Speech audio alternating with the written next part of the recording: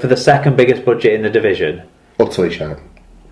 The biggest fan base in the division, yeah, it's not good enough. No, so couldn't agree more. This is a game they need to prove that they can bounce back, they can be something more than what they've been. What do you think the problem is? Is it Gaskell not wanting to be there anymore? Is it? No, it's look, that group of players, that group of individuals. Is it like they never bought a half back when they should have done? Look, we need a scrum half. That's true, but this group of players should be, with the exception of perhaps the game against Leeds Centurions, this group of players on paper should be bossing that division, even without a scrum half, even without a recognised scrum half. They should be doing that and then pick one up for the middle eights. That's what should be happening. The problem is they're not being coached or drilled or made to work in the right way. They don't defend right for each other. Something is happening in the last 6 to 8 weeks at Bradford that has just seen the players' heads go down. And honestly, at the end of the day, it's the person who's responsible for organising and developing them and sending them out on the pitch motivated who's ultimately responsible. You can point fingers at individual performances and people whose head might have gone a little bit, but again, that comes down. Jimmy Lowe's been pointing too many fingers at individuals because the way he is... I just don't think he's a very good coach, Mark. Yeah. I think he came in and he got a lot of people on side by being Jimmy Lowe's, and he's a tremendous player, one of my favourite Bulls players. I fucking hated him. I know you did, but that's one of the reasons.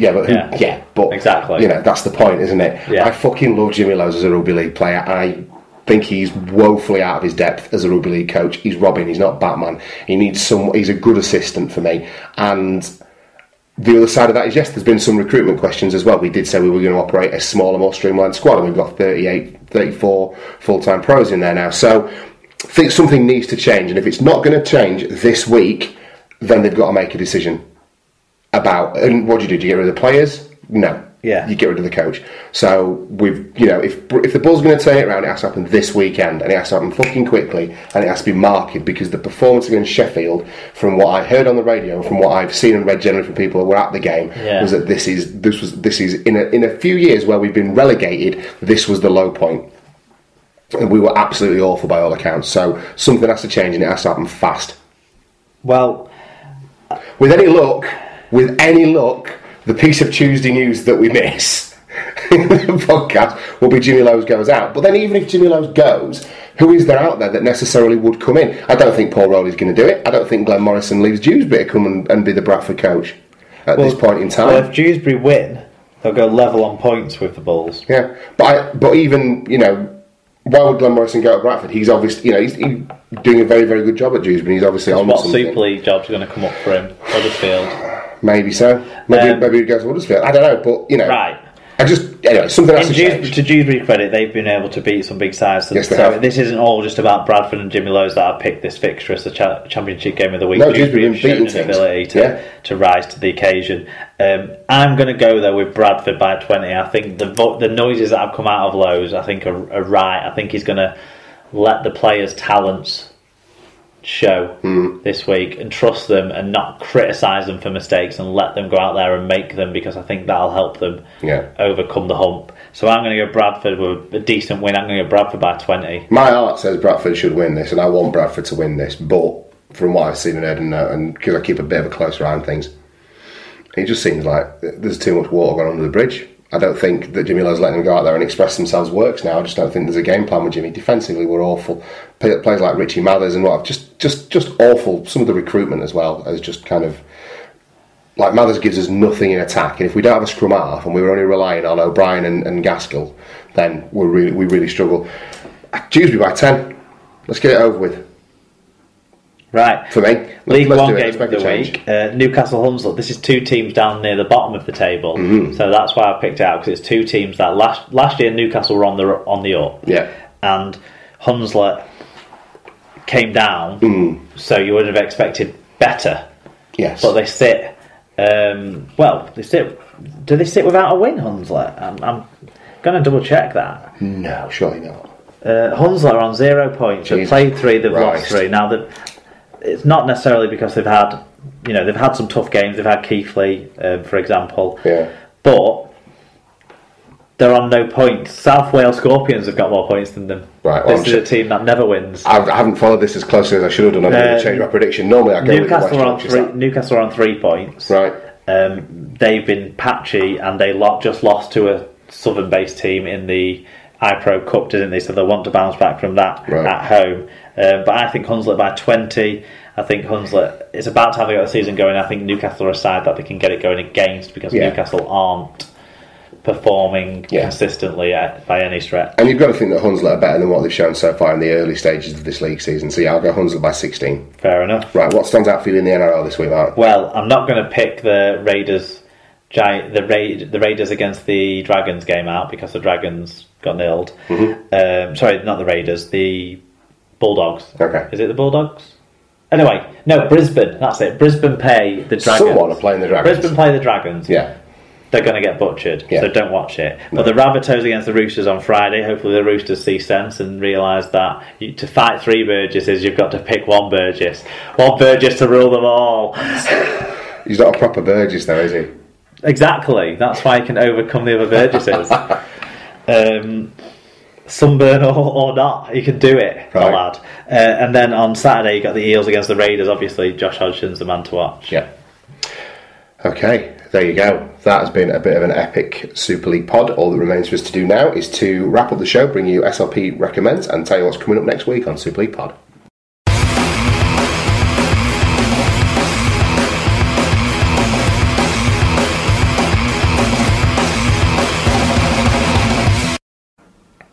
Okay, we're on the home stretch. We've gone long this week, Mark. It's SLP Recommends time. Now, shall I do mine first and get it out of the way, and then we can do your SLP Stag Do ones, because I reckon they're going to be the highlight from this little section of the show. Fair enough. Okay, my SLP Recommends this week is actually a TV show. I've not done a TV show for a couple of weeks, but they appeared all of a sudden on my Sky box set, and it's called Happy-ish, and it's an American comedy drama, quite a dark thing, but it stars Steve Coogan, and it's actually been very interesting. He doesn't put on an American accent, which is a relief, and it's also got a lady in it who I've got a bit of a crush on as well, Catherine Hahn, who's kind of been in loads of different American comedies and things too. You'll recognise her the second you see her. Is it all available on Sky? It's all available right now on Sky. I'm up to about episode 6 on it. He works in an advertising agency. He's going through a midlife crisis, and it's just kind of this dark sort of comedy around him. But one of the cool things I found about it is that every so often people that I've seen in other TV shows have cropped up in it, all of the films. Like Catherine Hahn appears as his wife, and then do you remember did you watch The Wire when it was on? Yes. Remember Bubs out of The Wire? Yes. He's in it, but he's playing it straight. He's not a heroin addict. You mean lyrical off of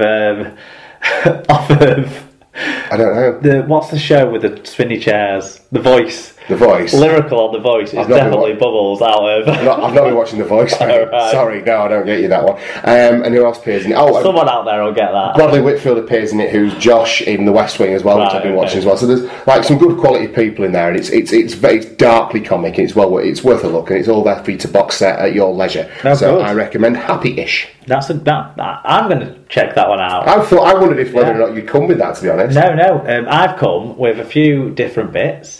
Okay, so first one.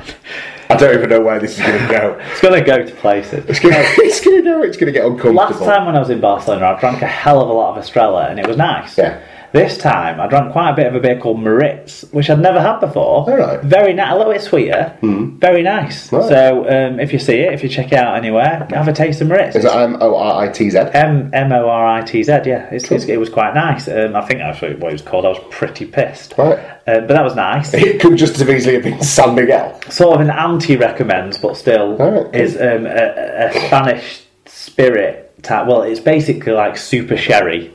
Right. Like super sherried up, like it's sherry squared. It's basically strong sherry then. Basically, uber fortified grape runoff that they then sometimes flavour a bit with like orange or lemon or something, and they have it as like a Spanish version of a Peril, I suppose. Okay. To an extent, and you have it as like an appetizer, like an aperitif type. Yeah. But it's called Arrojo Hierbas. My pronunciation is probably terrible, but Arrujo Hierbas. It's fucking disgusting. Right. Oh well, that sounds amazing. I can't wait.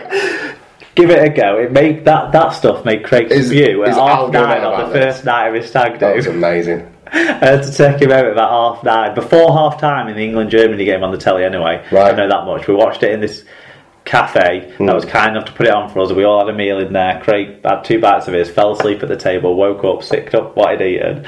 Oh, no. And he blames it all on this like quadruple tequila that he had and this Aruju Yerbas or whatever it was pronounced. Yeah. Right. Mental stuff.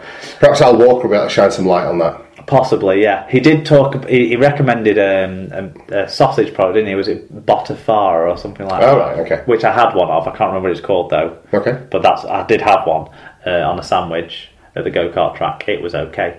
Maybe that's not the best place to get one.